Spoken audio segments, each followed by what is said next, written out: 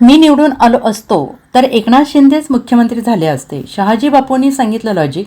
उद्धव ठाकरेंवर टीका. शिवसेना बंडानंतर गुवाहाटीत जाऊन फेमस झालेले माजी आमदार शहाजी बापू पाटील यांनी एकनाथ शिंदेंच्या मुख्यमंत्री काळातील कामाचं कौतुक करत उद्धव ठाकरेंवर जोरदार टीका केली. गत विधानसभा निवडणुकीत शहाजी बापू पाटील यांना पराभवाचा फटका बसलाय. दुसरीकडे राज्यात महायुतीचं सरकार आलंय, पण एकनाथ शिंदेंना उपमुख्यमंत्री पदाची शपथ घ्यावी लागली. यावरून शहाजी पाटील यांनी सोलापुरात जोरदार फटकेबाजी केली आहे. एका कार्यक्रमात बोलताना त्यांनी पराभवाचं दुःख व्यक्त करताना वेगळंच लॉजिक मांडल्याचं दिसून आले.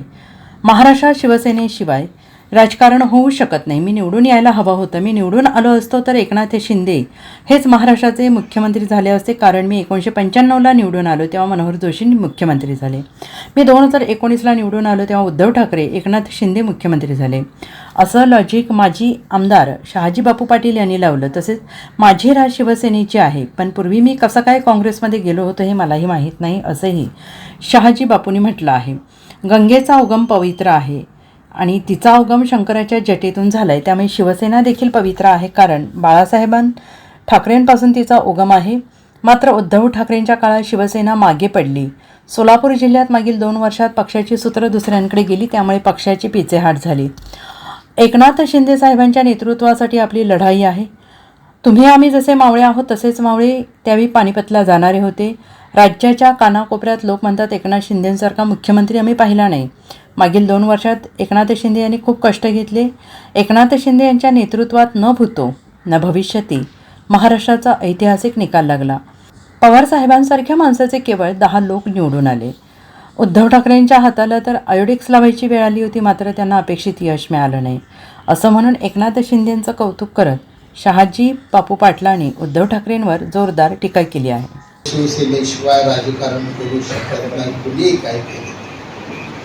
त्या राज्याला राजकारण करत असताना शिवसेना पक्ष हा बरोबर घेऊनच राजकारण करावं लागलं, एवढी ताकद त्या शिवसेनेची.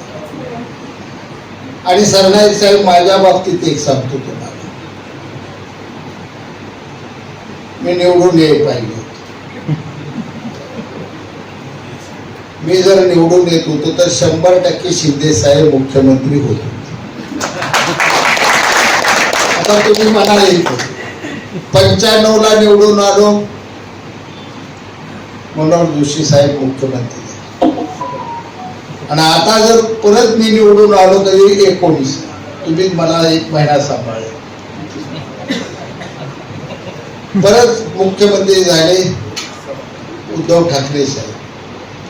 आणि 2.5 वर्षानं परत आम्ही एक राजकारणाचा उठाव केला महाराष्ट्राच्या हितासाठी. पुन्हा शिंदे साहेब मुख्यमंत्री. माझी रास शिवसेने. तुम्ही कसाच्या काँग्रेसकडे गेलो मला माहित नाही, पण खरी माझी राज मोठी शिवसेने. ज्यावेळी निवडून येते शिवसेनेचा भगवा झेंडा तिथं पडतो.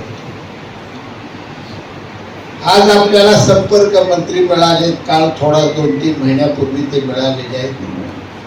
अमोल बापूंनी या ठिकाणी सांगितलं, जे मुंबईला असतात त्यांच्याकडे बघू नका, आमच्याकडे बघा. पण मी खात्रीने तुम्हाला सांगतो, सरनाईक साहेबांनी अतिशय तळात नगरसेवक पदापासून ते आज कॅबिनेट मंत्री पदापर्यंत राजकारण केले. खेड्यापाड्यातल्या नाला सोपा. Bureau report, SBN Marathi, Solapur.